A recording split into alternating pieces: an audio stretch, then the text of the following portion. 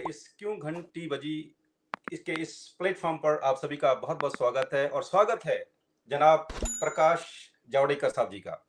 नमस्कार sir, welcome to the show. Amarjeet, before we begin the show, एक बड़ी interesting चीज है प्रकाश सर के बारे में कि Prakash sir has been a member of the Maharashtra legislative council, member of parliament in the Rajya Sabha, minister of state parliamentary affairs, Minister of Human Resources Development, Minister of Heavy Industries and Public Enterprise, Minister of Environment, Forest and Climate Change, Minister of Information and Broadcasting.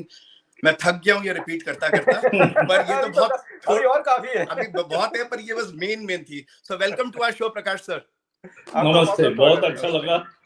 Thank you. Naveen, I am so happy that you have started this show 1 year ago and it has become a hit. And I'm very sure that we'll continue it. This is entrepreneurship. Yes. And this, we must reach out to the crowd. Yes, sir. I recollect Varagiri Venkat Giri. Yes, sir. Because during emergency, yes, sir, or in actually 71 or 69, when Giri contested as a Congress candidate. Yes, sir. He was official candidate. But Indira ji split the party that time. So there was always confusion of actually election, who will win. Correct, sir. Yeah. Neelam Sanjeev Reddy was official candidate, I think. Correct, sir. Correct. You're right. But Indira ji supported Girish sir. The voice of conscience. And she said, yes, that मन की बात सुनो और voting करो। कमाल तो ये एक बहुत ही अजब चुनाव हुआ राष्ट्रपति का। हाँ जी। और वरागिरी वेंकट गिरी चुन के आए, लेकिन मूल मुद्दा, हाँ जी, गिरी साहब एक बहुत काबिल नेता थे, राजनेता थे, और उस जमाने के राजनेता की जब राजनीति बहुत साफ सुथरी होती थी। बहुत खूबसूरत। और इसलिए उन्होंने जिस तरह से खुद को पेश किया, कंडक्ट किया, वो निश्चित रूप से देश ने उसको प्रशंसा की। बिल्कुल सर। क्योंकि election and support of Indira Gandhi and everything was an internal matter in a way of a party. Correct. तो पार्टी के इंटरनल मैटर में हम क्यों ज्यादा बोले। करेक्ट। लेकिन ये फैक्ट है, और इसलिए उनका एक महत्वपूर्ण स्थान है, और उन्होंने बहुत ही अच्छे तरीके से अपना कार्यकाल किया और अनेक नए कार्यक्रम उपक्रम उन्होंने शुरू किए, जोड़े जी। मैं राष्ट्रपति भवन में, क्योंकि मेरे घर से बहुत नजदीक था, तो मैं चल के जाता था और पूरी चक्कर लगाता था। तो वहां एक वरागिरी वेंकट गिरी विथी भी है, विथी इज रोड। करेक्ट। तो वो भी है। तो ये बहुत यादें आती है, तो मेरी उनको हमेशा नमन है। Thank you sir. जिन्होंने भी देश के लिए कुछ काम किया है, उन सबको हमारा नमन होता है। Thank you sir. शुरू करिए नवीन जी। सर, ये आपने बड़ा इंटरेस्टिंग किया। हम आपका इंटरव्यू शुरू कर रहे थे, आपने बायोग्राफी और हिस्ट्री का भी चैप्टर डाल दिया इसमें। And thank you so much for that. Thank you. I mean, Girish साहब की हिस्ट्री को देखते हुए हम आपकी हिस्ट्री के बारे में थोड़ा सा जानना चाहेंगे। आपने जहाँ से शुरू किया, आपने क्या सोचकर जावड़ेकर साहब ये पॉलिटिक्स ज्वाइन की? आपकी ऐसी कौन सी सोच थी जो कि बीजेपी की सोच के साथ या उनकी स्ट्रेटेजी के साथ मेल खाती थी, और आप उनके इतने सक्रिय सदस्य रहे और इतना काम किया आपने? सर इसमें मैं जोड़ना चाहता हूँ कि ये प्रकाश, इस पे प्लीज प्रकाश जी प्रकाश डालिए, रायगढ़ टू पार्लियामेंट का सफर। नहीं, ये मैं बताता हूँ, बहुत अच्छा है प्रश्न, क्योंकि मैं एक देहात में रायगढ़ जिले के महाड़ करके तहसील प्लेस है, वहां पढ़ा जी, 1ली से 10वीं तक। तो वहां मैंने, वो गांव में कोई जनसंघ नहीं था, प्रैक्टिकली नहीं था, और peasants and workers party, socialist party, Praja socialist party, communist party, Congress party, ऐसे सभी दल थे। और ये एक महत्वपूर्ण मीटिंग का स्थान होता था, और वहां सारे नेताओं की सभाएं होती थी जी। तो 5वीं से लेकर मैं हर सभा को जाता था। अच्छा, मुझे अच्छा लगता था, और मेरे मन में पक्का था कि मुझे सामाजिक काम करना है, राजनीति एक समाज नीति होती है, और ये मेरा मन में बिल्कुल स्कूल डेज से पक्का था। क्योंकि मैं वहां, हमारे यहाँ झुग्गी झोपड़ियां होती थी समर सीजन में, जो मजदूर आते थे और राम को दारू पीकर पत्नी को और बच्चों को ऐसा क्रूरता से मारते थे, तो वो मुझे देख के रोना आता था कि इनके लिए हम क्या कर सकते हैं। तो ये एक हमेशा ये लगा है, मैं, मेरी एक व्याख्या है, परिभाषा है जी जी कि सामाजिक कार्यकर्ता कौन, खुद के पैर में कांटा चुभता है तो किसी को भी दुख होता है, बिल्कुल, लेकिन दूसरे के पांव में कांटा चुभा तो जिसको दुख होता है और वो निकालने के लिए प्रयास करता है, वो कार्यकर्ता है। यही सबसे बड़ी इंसानियत भी है सर। और इसलिए ये मेरा मूल उसका, उसी समय में पढ़ता भी था। 4वीं में जब मैं था तो मैंने राजा छत्रपति शिवाजी महाराज पर 10 किताबें पढ़ी, और छुट्टी के दिनों में प्रोजेक्ट वर्क के तहत एक 100 पेज का शिवाजी का चरित्र लिखा। वाह, क्या बात। तो ये भी तो मेरे मन में ऐसे ही ख्याल होते थे, और मैं, पिताजी मेरे हिंदू महासभा का काम करते थे, तो सावरकर जी से लेकर सभी बड़े नेताओं को मैं पूना में मई महीने में सुनता था, वसंत व्याख्यान माला और बाकी में। तो मेरा एक तरह से, और रोज 2, 3, 4 पेपर पढ़ना जी। मेरे देहात में सबके घर सब पेपर नहीं आते थे, बहुत थोड़े घरों में एक पेपर आता था। मैं सभी घरों में जाकर, अलग अलग घरों में जाकर पढ़ता था। क्या बात। तो ये मुझे लगता है ये अंदर की पुकार होती है। करेक्ट। और फिर बाद में मैं संघ में, उस समय भी संघ में जाता था, और उस विचार से मेरा ताल्लुकात था कि देश की सिविलाइजेशन की बात, नेशन फर्स्ट, यही तो संघ का शिक्षा है कि खुद का सोचो, लेकिन उससे ज्यादा देश का सोचो। तो वो हमने काम करना शुरू किया। फिर विद्यार्थी परिषद में मैं पुणे में आया, और विद्यार्थी परिषद में बहुत एक्टिव हो गया। विद्यार्थी परिषद का पहला सेशन मैंने 69 में अटेंड किया, कलकत्ता में, 1969। तो अब उसको 54 साल हो गए। तो तब से मैं बहुत एक्टिव हूँ, और उसकी एक कहानी छोटी बताना भी जरूरी है। जी जी प्लीज। कलकत्ता जाने के लिए उस समय प्रवास और 4 दिन का वहां निवास और बाकी खर्चा मिलके 200 रुपए खर्चा आने वाला था। लेकिन मेरे पास पैसे नहीं थे। तो मेरे जो अकाउंटेंसी के टीचर थे, क्लास माने जो एक ट्यूशन क्लासेस होते थे, तो उनका मैं जिक्र कर रहा हूँ। तो मैंने ऐसे ही बताया कि मुझे कलकत्ता जाना है। तो बोले कितना खर्चा है? मैंने कहा इतना है। वो मेरी शायद परिस्थिति समझते थे, उन्होंने तुरंत निकाल के 200 रुपए दे दिए। क्या बात। तो मैं गया सब, और आगे कॉलेज में, विश्वविद्यालय में छात्रों का नेतृत्व भी किया, और बहुत सारे आंदोलन किए। वो जयप्रकाश आंदोलन का समय था, और वो दुनिया भर में छात्रों के आंदोलन हो रहे थे। और वो आंदोलन, फिर हमारा भी एक बड़ा आंदोलन शुरू हुआ। गुजरात, बिहार में भी आंदोलन हुआ। हमारा भी यूनिवर्सिटी में बहुत सारे आंदोलन हुए। और 75 में मैं पहली दफा यूनिवर्सिटी सीनेट में वहां ग्रेजुएट कॉन्स्टिट्यूंसी से चुन कर आए।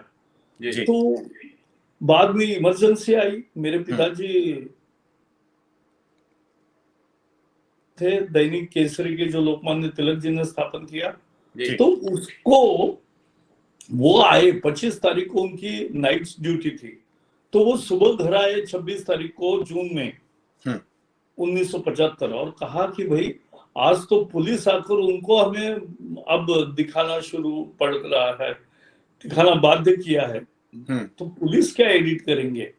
तो ये सचमुच था, लेकिन हमारा भी गुस्सा हो गया। करेक्ट। ये कैसी सेंसरशिप है, आजादी को इस तरह से खत्म कैसे किया जा सकता है, जो संविधान है बाबा साहब आम्बेडकर ने दिया है। तो हमने कॉलेजों में भी बोलना शुरू किया, लेकिन ऐसे डर का माहौल था, तब तक बना था, पहले ही सप्ताह में इतने लोगों को गिरफ्तार किया, और समाचार पत्रों में कुछ नहीं आ रहा था, तो लोगों को समझ भी नहीं रहा था कि क्या हो रहा है क्या नहीं हो रहा है। तो कुछ लोग तो उसको अनुशासन पर्व कहा विनोबा जी ने, और वो ये करने लगे थे, उसका प्रशंसा भी करने लगे थे। तो ऐसी स्थिति उस समय थी। तो हमने कुछ लोग, मैं बैंक ऑफ महाराष्ट्र में नौकरी करता था, एक लोअर मिडिल क्लास के लिए बैंक की नौकरी बहुत महत्वपूर्ण थी उस समय। बिल्कुल। लेकिन उस समय में हमने छात्रों को जागरूक भी किया, और हमारा प्लान भी तय हुआ। 11 दिसंबर 1975 को 11 बजे 11 कॉलेज में क्या बात। विद्यार्थी परिषद ने जबरदस्त आपात स्थिति के खिलाफ अचानक आंदोलन किया, और किसी को भनक तक नहीं लगी। हर जगह 5-6 से लेकर 10-12 तक इतने ही छात्र थे, बाकी देखने वाले बहुत थे। उनके सामने भाषण किए, तब तक पुलिस आती थी, पकड़ती थी। अंत में मेरा यूनिवर्सिटी में सीनेट मेंबर था, तो यूनिवर्सिटी में मैं गया, मेरे साथ 3 ही छात्र थे, लेकिन हम चारों लोगों ने सत्याग्रह किया, वहां भाषण किया, सारा स्टाफ कर्मचारी 1000 लोग सब जमा हुए। और उस समय हमारे कुलपति थे, वो डॉक्टर दाभोलकर करके बहुत अच्छे शिक्षाविद थे, तो वो भी एक मूवमेंट से आए थे, सोशलिस्ट मूवमेंट से, तो उनकी भी एक थोड़ी सहानुभूति थी, तो उन्होंने मुझे पूरा भाषण करने दिया। उसके बाद पुलिस को खबर की, और उसके बाद फिर हमें पुलिस ले गई। फिर जेल में जिस दिन मैं गया 11 दिसंबर, तब से मैंने दाढ़ी बढ़ाई, तब के पहले दाढ़ी नहीं बढ़ाई, और आज तक नहीं काटी। तो इतनी भी नहीं बढ़ी है अभी तक। ये इमरजेंसी का साइड इफेक्ट था शायद। साइड इफेक्ट अच्छा इफेक्ट है। तो फिर जेल में हम बिल्कुल पहले 3 महीने तो सामान्य कैदियों के साथ रहे, बाद में पॉलिटिकल कैदियों का जो मिसा वर्ग था उसमें हमें ट्रांसफर किया। लेकिन वहां हमारे संघ के कुछ अधिकारी थे, और संघ के मुख्य जो सरसंघ चालक होते हैं बाला साहब देवरस, वो भी वहां थे। तो सबने कहा कि आप लोग तो नौजवान हो, आपका कोई शादी वादी नहीं हुई है, तो आपको बाकी तनाव नहीं है, तो आप यहाँ का माहौल अच्छा रखो। और क्योंकि बहुत सारे हैं ये फैमिली रन करते हैं, वो फैमिली अर्नर है, ब्रेड विनर है, और वहां वो बहुत टेंशन में रहते हैं, तो यहाँ एक माहौल अच्छा करो। तो हमने बहुत कार्यक्रम शुरू किए, खेल प्रतियोगिता से लेकर भाषण प्रतियोगिता से लेकर बहुत उपक्रम। सर ये जेल के अंदर ही? जेल के अंदर। और वॉल पेपर भी एक शुरू किया, निर्भय नाम रखा था उसका। अच्छा। और वो वॉल पेपर बहुत पॉपुलर हुआ, जेल में सभी पढ़ते थे। तो ये करके फिर जेल में हम लड़ाई लड़े। अच्छा, उसी समय मुझे एक दिन अचानक, हमें हॉस्पिटल जाने का मोह होता था, क्योंकि मित्र मिलते हैं, घर वाले मिलते हैं, कैंटीन में जाकर कुछ खा सकते हैं। तो इसलिए, लेकिन उस समय मैंने कहा मेरा चेस्ट चेक करो, तो किया, तो डॉक्टर 1 मिनट में सीरियस हो गए। उन्होंने बोला तुरंत कार्डियक कैथेटराइजेशन करना चाहिए। अरे, तो ये तो मुझे ये लगा। और फिर हार्ट को जो होल होता है, जो जन्म से होता है, जिसे एएसडी कहते हैं, अब तो वो कुछ बात ही नहीं रही, वो तो अभी एक केवल कैथेटर डाल के कुछ नहीं, यानी एनेस्थीसिया भी नहीं देना पड़ता, वो पंक्चर फिट करने जैसा है, लेकिन उस समय बहुत कठिन था। You had उस that. समय You had that. 76 में जेल से ही मैं अस्पताल में गया और वहां मुझे कोई पैरोल बिरोल नहीं मिला था।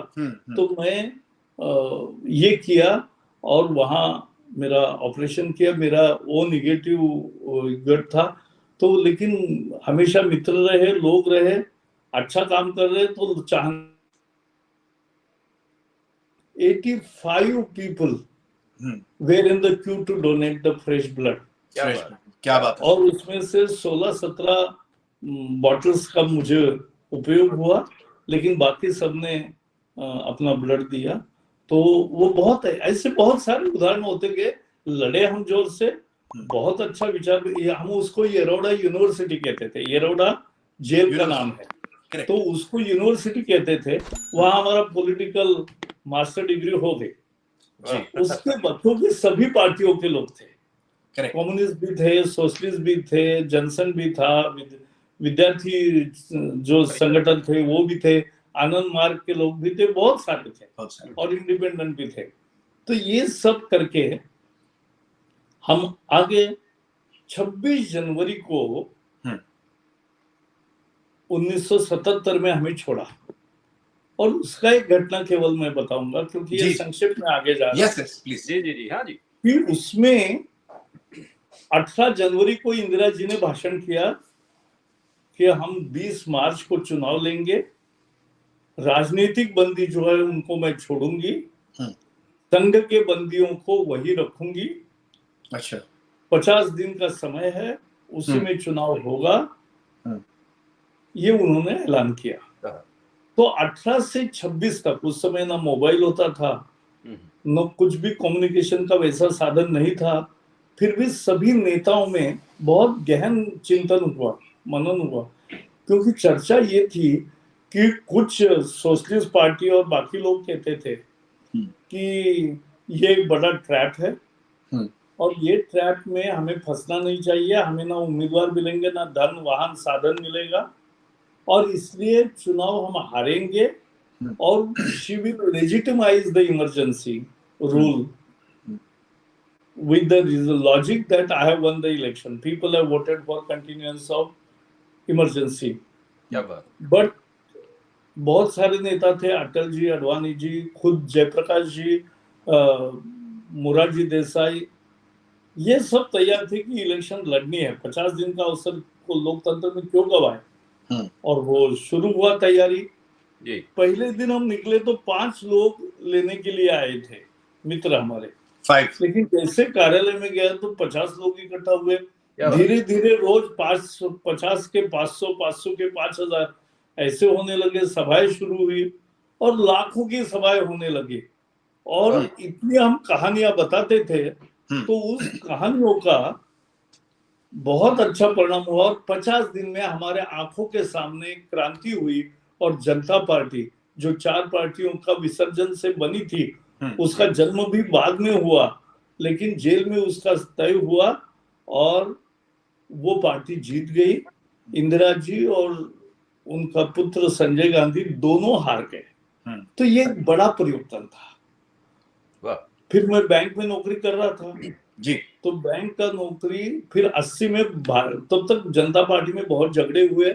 फिर बीजेपी अलग तैयार हुई, उनको दोहरी सदस्यता के बहुत ही बेकार मुद्दे के कारण जनता पार्टी ने झगड़ा किया, लोगों का सपना टूटा। 80 में हमारी पार्टी स्थापना हुई। उसी दिन मैंने बैंक ऑफ महाराष्ट्र की नौकरी छोड़ने का निर्णय किया और मेरी पत्नी, वो भी विद्यार्थी परिषद की कार्यकर्ता थी, उस समय जेल में भी थे हमारे साथ। तो उन्होंने, यानी उनका जेल दूसरा होता था, सामने होता था, तो वो उन्होंने कहा कि ठीक है, मैं प्रोफेसर हूं अभी, तो मैं घर चलाऊंगी, आप राजनीति करो। तो मैं राजनीति में आ गया। तब से पिछले 43 साल मैंने बीजेपी के सिवा कुछ भी नहीं किया। क्या बात, ये स्टोरी होती है। बिल्कुल सर, कमाल की स्टोरी है सर। क्वेश्चंस तो अभी बहुत आप पे हम दागेंगे सर। पूछिए। एक बड़ा इंटरेस्टिंग चीज था 2009 से 14 जो मैंने विश्लेषण किया आपके करियर के बारे में। 2009 से 14 आपने कोई वो नहीं छोड़ा, आपने कांग्रेस की एक तरीके से बैंड बजा दी मीडिया में, जो भी एलिजेड मुद्दे लेके। तो जो आपने मीडिया अरेंजमेंट्स करे और जो डिफाइनिंग मोमेंट्स किए, इसका राज क्या था? क्योंकि 2009 से 14 में आप कोई भी चैनल उठा के देख लो, शायद एक आप होते थे, शायद निर्मला सीतारमन जी होती थी, और वो यूपी के सिद्धार्थनाथ सिंह होते थे शायद, if I'm not wrong. Correct. And you were spearheading the campaign. वो क्या ऐसे आपने स्ट्रैटेजी बनाई कि आपने मतलब काम कर दिया? बताता हूँ। मैं 2008 में सांसद बना, तब तक पहले 2002 में विधायक था, पूना में था जी। लेकिन बाद में मैं 2003 में जैसे 2002 का चुनाव में हार गया तो दिल्ली आने को तैयार हो गया। मैंने कहा जरूर आऊंगा, मेरा हमेशा ये रहा है कि ऑल इंडिया पॉलिटिक्स करूं। तो 2003 से 14 तक और आगे भी 7 साल तो लगभग 18 साल में एक तरह से पार्टी और सरकार का प्रवक्ता रहा जी। तो उसमें महत्वपूर्ण बात यह है कि हमने बहुत सारे, आपने जो कहा एलिजेडली, तो एलिजेडली में ये है कोयले खदानों का विषय सर हम तो एलिजेडली कहेंगे। नहीं मैं बता रहा हूँ ना स्टोरी उसकी। नितिन गडकरी जी अध्यक्ष थे, उन्होंने मुझे और हंसराज आहिर जो कोयला कमेटी में थे और उनको कोयले की जानकारी थी, तो उन दोनों को बुलाया, बोले इसके पास बहुत जानकारी है, आप तय करके जरा ढंग से आर्टिकुलेट करने की जरूरत है। सर ये किसका नाम बताया? ये किसका नाम बताया आपने? हंसराज आहिर। अच्छा ठीक है। वो भी हमारे सांसद थे। अच्छा। चंद्रपुर से थे जी। अभी ओबीसी आयोग के वो अध्यक्ष है जी। तो इस तरह से उन्होंने, हम 8 दिन बैठे, सब स्टडी किया और मैंने केस तैयार की। हाँ, वो फाइल आपने सरकारी, हाँ वो केस ऐसी है कि भाई देश के इतने 50 लाख करोड़ का कोयला जी, कोयले का भंडार 125 प्राइवेट निजी कंपनियों को फ्री में बांटा। और मैं कहता था कांग्रेस के जमाने में राशन कार्ड भी फ्री में नहीं मिलता, तो इतना कोयले का भंडार फ्री कैसे मिल गया? तो ये निश्चित रूप से मुद्दा था और हमने सारे सबूत जो हमारे पास थे और तर्क वो सब दिए और सीवीसी ने आदेश दिया हमारे अर्जी पर कि उन्होंने आदेश दिया कि सीबीआई की जांच हो। तो ये हमारी बहुत बड़ी विक्ट्री थी। और ये होने के बाद सीबीआई की जांच शुरू हुई, देश भर में माहौल आया, फिर सीएजी का रिपोर्ट आया, उन्होंने 1,60,000 करोड़ का किया था। तो मेरा भी कैलकुलेशन 50 लाख करोड़ का नेचुरल रिसोर्सेस आप 125 लोगों को कैसे चयन किया? और हमने जो देखा, मिनट्स वगैरह भी हमें देखने को मिले, उसमें हमें मिला कि 10 एप्लीकेशंस है, तो 10 में से 9 रिजेक्ट किए, एक को दिया। तो 9 के क्यों रिजेक्ट किए और एक को क्यों दिया, यही कारण लिखा था। और केवल ऑर्डर थी कि granted to A, L, M, जो भी कोई होगा उसको दे दिया। तो ये भ्रष्टाचार ही था। और आपको याद है मोदी जी आने के बाद पहला निर्णय जो हुआ उसमें नेचुरल रिसोर्सेस की भी नीलामी होगी और पारदर्शी तरीके से नीलामी होती है, सरकार को पैसे मिलते हैं, राज्य को भी पैसे मिलने लगे। तो ये जो बात हुई, तो ये एक बड़ा स्कैम था। ऐसा ही सबमरीन स्कैम था, बाकी सब बहुत सारे स्कैम हुए, कॉमनवेल्थ घोटाला था और उस पर हमने ऐसा जोरदार, मैं अकेला राज्यसभा में उस समय ये जो प्रवक्ता थे उसमें मैं ही सांसद था, तो बहुत जोर से हम लड़े। तो संसद में भी लड़े, संसद के बाहर भी लड़े और देश भर में घूमे और ये करते करते एक माहौल बन गया। तो जो भी माहौल, जैसे उसमें रामदेव बाबा का आंदोलन भी एक महत्वपूर्ण भूमिका था, अन्ना हजारे का आंदोलन भी मुख्य भूमिका थी, बीजेपी का कंटिन्यूअस से प्रहार ये भी महत्वपूर्ण भूमिका थी। हम सदन में भी लड़ते थे, बाहर भी लड़ते थे। तो कुल मिला के एक माहौल बन गया। 14 के परिवर्तन की तैयारी 2008 से ही शुरू हुई। मुझे हमेशा अच्छा लगता है कि उसमें भाग लेने का मुझे मौका मिला। जावड़ेकर साहब, आप minister of environment, forest and climate change रहे काफी समय। आपकी उन सेवाओं के रूप में आपकी क्या क्या उपलब्धियां रही? आप कुछ, नवीन जी, आप कुछ बात कर रहे थे चीते की। हाँ sir, you were the Minister of Environment and Climate Change. Amarjeet is asking you that what have been your achievements during that time, but I'd like to add a small subtext to it, and that is that Kuno National Park में जो चीतास भी आ रहे हैं, उनकी भी बेचारों की 1 या 2 की डेथ हो गई है. So how do you see all this together? नहीं, I'll tell you two things. Her ministry में एक तो मोदी जी की कार्यशैली ऐसी है कि वो इस हर मंत्री को एक फ्रीडम देते हैं कि आप नए नए काम करते जाओ और हमें कुछ देश के लिए कुछ करके दिखाना है। इसी के लिए हम मंत्री बने। मंत्री बनने के लिए मंत्री नहीं बने। तो जैसे पर्यावरण का मैं मंत्री बना, तो पहले ही दिन का किस्सा बताता हूँ, बहुत ही रोचक और इम्पोर्टेंट। जी जी, मैं उसके पहले जब ऑपोजिशन में था तो मुझे डिफेंस कमेटी के तहत मैं सभी बॉर्डर्स पर गया।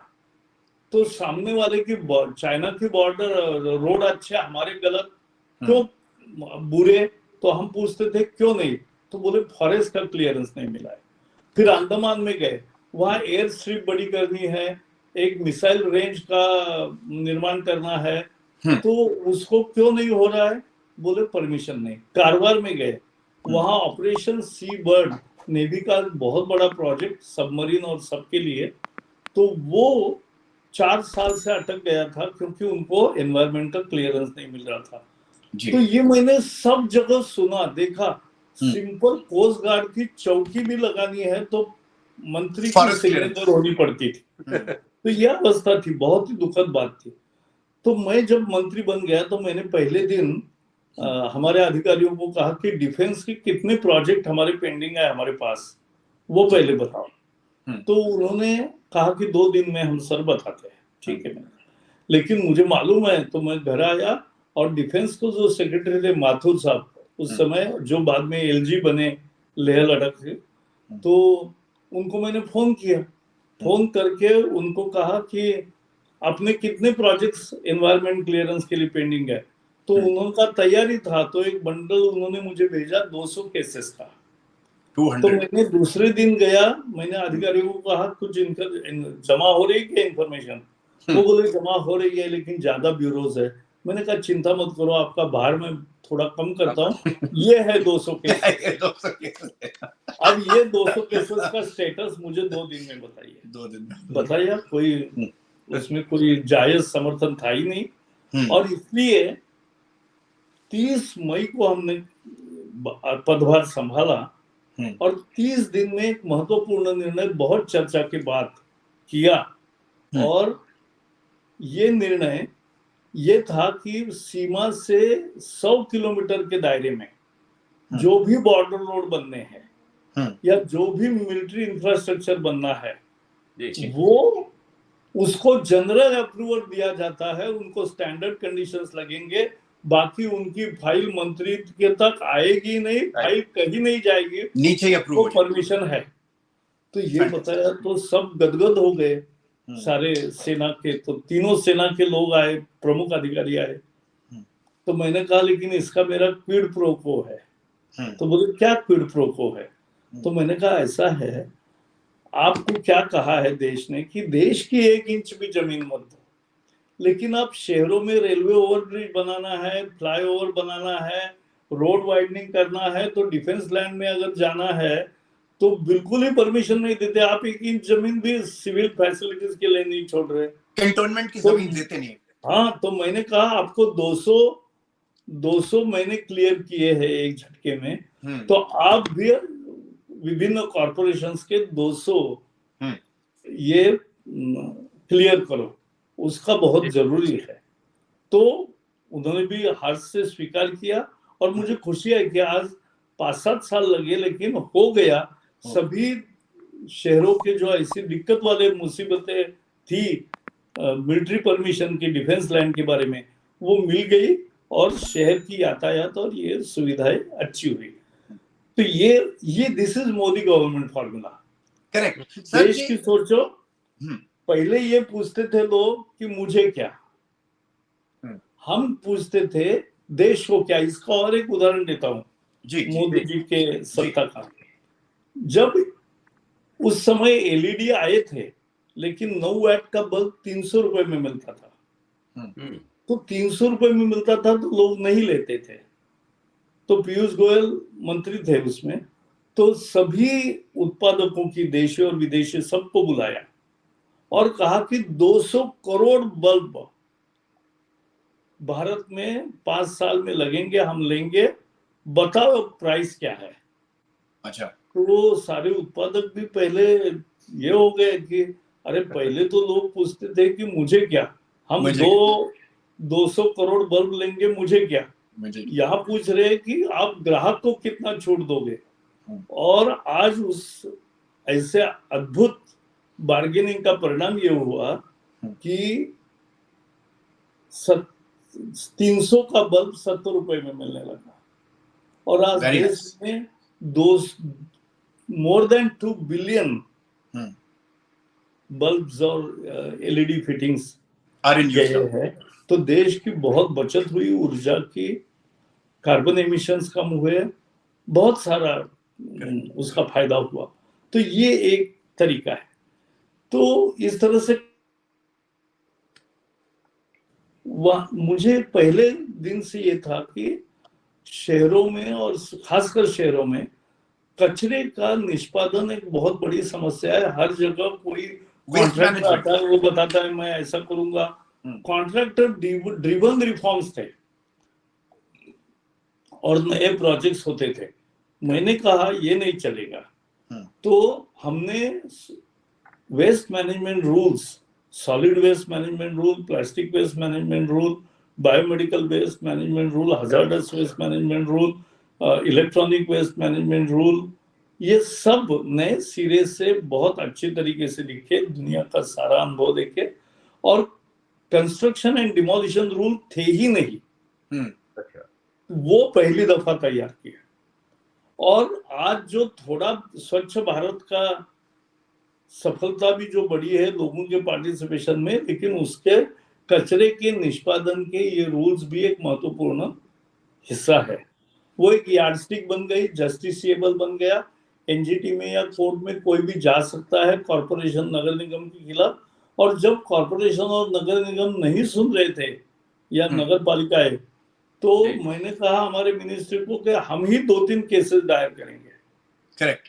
लेकिन लोगों ने किए और सबको धीरे धीरे ठिकाने पर आ गए।